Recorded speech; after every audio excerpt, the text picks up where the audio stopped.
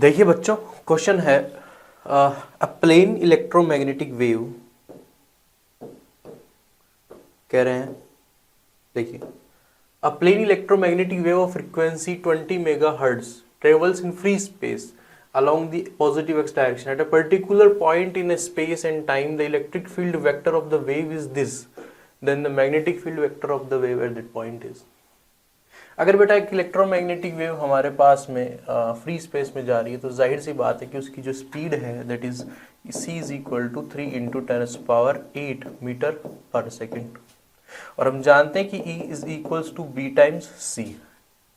यहां से magnetic field vector निकालना है, तो magnetic field vector is nothing but electric field vector by c। Electric field vector की वैल्यू कितनी है बेटा, 9.3 डिवाइडेड बाय c की वैल्यू से डिवाइड कर दीजिए। It's a very simple question.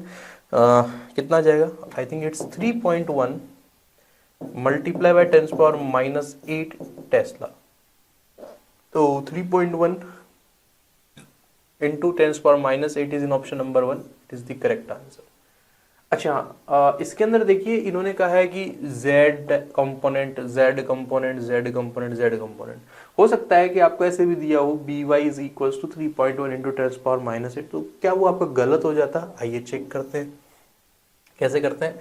ऐसे लिखते हैं बेटा EBC देन EBC, इन दोनों का क्रॉस ये बनना चाहिए, इन दोनों का क्रॉस ये बनना चाहिए। आई बात समझ में? मैं क्या निकाल रहा था, B। तो B का जो हमारे पास में डायरेक्शन है B cap is nothing but C cap cross E cap, मतलब इनके दोनों के यूनिट वेक्टर को आप क्या कर दीजिए, क्रॉस प्रोडक्ट सिंपली।